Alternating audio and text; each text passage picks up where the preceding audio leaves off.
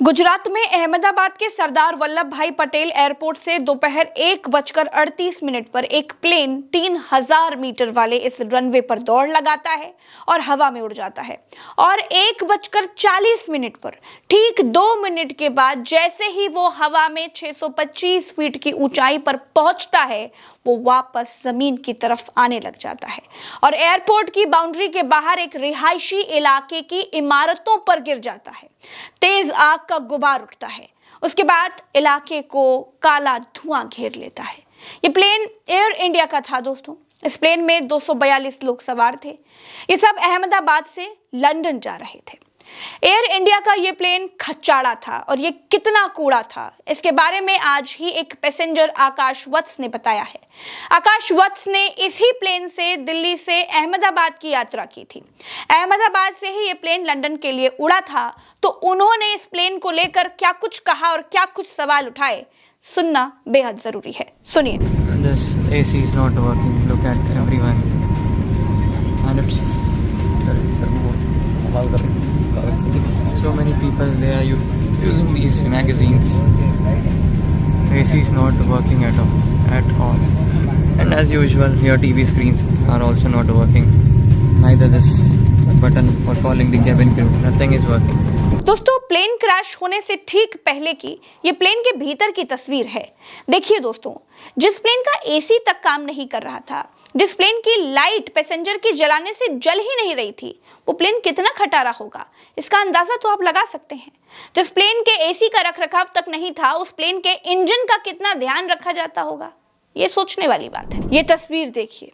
इस तस्वीर में दिखाई दे रहा है एक परिवार जो कि राजस्थान के बांसवाड़ा का है। सबकी विमान हादसे में मौत हो गई।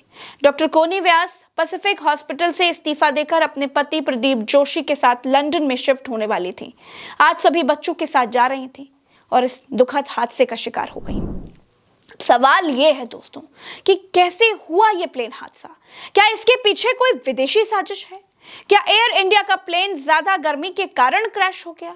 क्यों बोइंग कंपनी के इन जहाजों पर 3 महीने का प्रतिबंध लग चुका था? क्यों बोइंग के ये जहाज खटारा कहे जाते हैं? क्या कम रनवे पर दौड़ाकर प्लेन को उड़ा दिया गया? क्या ज्यादा माइलेज के चक्कर में 242 लोगों की जान चली गई? क्या एयरपोर्ट के बगल में मौजूद साबरमती नदी में प्लेन को गिराकर यात्रियों की जान बचाई जा सकती थी?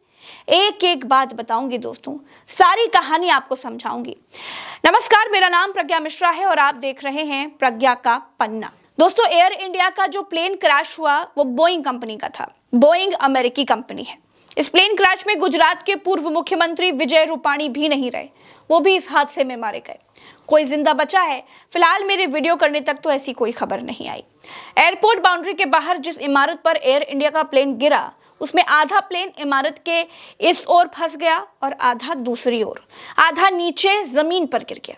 प्लेन के टायर इमारत में फंसे रह गए, कुछ टायर जमीन पर बिखरे हुए मिले। प्लेन कई जगहों से टूट गया और टूट जाना, हर जगह से बाजे की तरह बजना बोइंग 787 ड्रीम लाइन की विशेष आदत है। माइलेज पूरा, लेकिन सिक्योरिटी 2 कौड़ी की भी नहीं।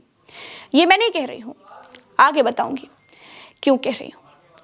लेकिन जिस इमारत पर यह प्लेन गिरा दोस्तों, वो डॉक्टरों का अतुल्यम हॉस्पिटल था। 60 इंटर्न डॉक्टर इसमें थे। 6 डॉक्टर्स के मारे जाने की खबर आ चुकी है। सब इस मेज पर बैठकर खाना खा रहे थे। दोस्तों, हादसे के बाद हॉस्पिटल्स में खून कम पड़ गया। ब्लड डोनेशन के लिए अपीलें करनी पड़ गई। स्ट्रेचर्स और एम्बुलेंस कम पड़ गए। इलाका सीरिया, इराक जैसा लगने लगा था। बिल्डिंग्स काली काली दिखाई देने लग गई। जमीन पर खड़ी कारें जलने लगी थी। लेकिन अब भी दोस्तों सवाल वही है कि आखिर क्या इस हादसे को टाला जा सकता था? क्या 242 लोगों की जान बचाई जा सकती थी? तो जवाब है हाँ, बचाई जा सकती थी। लेकिन भारत में भारत की सरकार के लिए भारत के लोगों की जान की कीमत एक वोट से ज्यादा और कुछ नहीं है। सोचिए, गाड़ी विदेश में चलती है, पूरी सेफ्टी फीचर्स के बिना वो चल ही नहीं सकती। एक 4 पहिया गाड़ी भारत में चलती है, उसमें कम पैसे खर्च करने वालों को 2 एयरबैग मिल जाते हैं, उससे ज्यादा खर्च करने वालों को 4 एयरबैग मिल जाते हैं, उससे ज्यादा पैसे खर्च करने वालों को कार में 6 एयरबैग मिल जाते हैं। यहाँ की सरकार की नजर में लोगों की जान की कीमत पैसे के हिसाब से तय होती है। जबकि विदेशों में कंपनियों के सेफ्टी फीचर्स हर गाड़ी में बराबर होते हैं, चाहे कोई रामू खरीदे या फिर कोई सेठ जी खरीदे। यही बात क्रैश हुए बोइंग कंपनी के 787 ड्रीमलाइनर विमान पर भी लागू होती है। दोस्तों एयर इंडिया के इस क्रैश हुए विमान में इंजन की खराबी या टेक्निकल फॉल्ट बताया जा रहा है, लेकिन सवाल यह है कि विमान में 2 इंजन दिए जाते हैं, दोनों इंजन उड़ान के दौरान चालू होते हैं। अगर एक इंजन में कोई खराबी आ जाती है तो दूसरा इंजन इतना कैपेबल होता है कि जहाज को वो सही सलामत पास के किसी एयरपोर्ट तक पहुंचा पाए, लेकिन बोइंग का ये ड्रीमलाइनर विमान उड़ते ही गिर गया। दैनिक जागरण के मिड डे अखबार में आज एक ऐड छपा था जिसमें एयर इंडिया का विमान बिल्डिंग फाड़कर बाहर निकलता हुआ दिखाई दिया।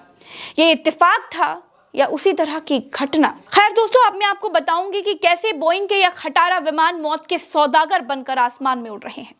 2013 की बात है। 2 नए ड्रीमलाइनर 787 विमान जापान की 2 एयरलाइन कंपनियों के बेड़े में शामिल किए गए थे। इनमें लगी बैटरी में आग लग गई। आग लगने के चलते उसकी इमरजेंसी लैंडिंग करवानी पड़ी। अमेरिका की फेडरल एविएशन एडमिनिस्ट्रेशन ने 3 महीने के लिए दुनिया भर में सभी ड्रीमलाइनर विमानों की उड़ानों पर रोक लगा दी थी। उसके बाद बोइंग ने अपने बैटरी सिस्टम और उसके इंजन की गर्मी से बचाने के तरीके में कई सुधार किए थे। 2020 से 2022 के दौरान ड्रीमलाइनर में कई मैन्युफैक्चरिंग डिफेक्ट की खबरें आई थी। बोइंग ने भी माना था कि ड्रीमलाइनर की मैन्युफैक्चरिंग में कई तरह के फॉल्ट्स हैं। अप्रैल 2024 में दोस्तों बोइंग में काम करने वाले एक विस्ल ब्लोअर ने दावा किया था कि ड्रीमलाइनर 787 की बॉडी के कुछ हिस्से ठीक से नहीं जुड़े हैं और ये उड़ानों के दौरान बीच में ही टूट सकते हैं। ये विस्ल ब्लोअर इंजीनियर सैम साले थे जो 10 साल से ज्यादा समय से बोइंग में काम कर रहे थे। बोइंग में लंबे समय तक काम कर चुके जॉन बर्नेट ने 2024 में ड्रीमलाइनर 787 की सेफ्टी को लेकर के कई सवाल उठाए थे। मार्च 2024 में उनकी रहस्यमयी परिस्थितियों में मौत हो गई थी। घर के पास ही एक पार्किंग एरिया में उनकी लाश मिली थी। दोस्तों बोइंग 787 में इलेक्ट्रिकल सिस्टम का फेल्योर, विंडशील्ड में दरार, फ्यूल लीकेज और सॉफ्टवेयर में कई गड़बड़ियां होती रही हैं। 2024 में जापान में 787 की टेक्निकल कमियों की वजह से एक हादसा हुआ जब ANA एयरलाइंस के 787 में हाइड्रोलिक ऑयल लीक हुआ, जिसके बाद विमान को रनवे पर ही रोकना पड़ गया था। इस प्लेन क्रैश के कई कारण बताए जा रहे हैं। पहला कारण है डबल इंजन फेल्योर, यानी दोनों ही इंजन एक साथ फेल हो गए। दूसरा है स्टॉल हो जाना, मतलब जब विमान की नोज यानी आगे निकली हुई जो एक चोंच होती है वो बहुत ज्यादा ऊपर की ओर हो जाती है तो विंग्स पर हवा का प्रवाह सही तरीके से नहीं हो पाता है। इससे लिफ्ट यानी विमान को ऊपर उठाने वाली ताकत जो है वो कम हो जाती है। अगर लिफ्ट विमान के वजन से कम हो जाए तो विमान नीचे गिरने लग जाता है, भले ही नोज ऊपर हो। इसे स्टॉल कहा जाता है। दोस्तों नोज ऊपर होने का मतलब है कि पायलट विमान को ऊपर ले जाने की कोशिश कर रहा था, लेकिन अगर गति कम है या फिर विंग्स लिफ्ट नहीं बना पा रहे हैं तो विमान ऊपर जाने की बजाय नीचे गिर सकता है। स्टॉल होने पर विमान अनियंत्रित हो सकता है, जिससे वो बगल में झुक सकता है या फिर बहुत तेजी से नीचे आकर गिर सकता है। पायलट ने अंत तक कोशिश की प्लेन को बचाने के लिए, लेकिन बचा नहीं पाए। 242 पैसेंजर्स में से सिर्फ एक ही व्यक्ति बच पाया है, ऐसी खबरें फिलहाल निकल करके आ रही हैं और अपने पैरों पर वो चलता हुआ दिखाई दे रहा है। कहते हैं जाके रखो साइयां, मार सके न कोई। सरकार को एविएशन के नियम कड़े करने चाहिए। खटारा प्लेन क्यों चल रहे हैं, इसकी गहन जांच करनी चाहिए। मेरे साथ फिलहाल इस वीडियो में इतना ही। चैनल को सब्सक्राइब जरूर कीजिएगा। नमस्कार।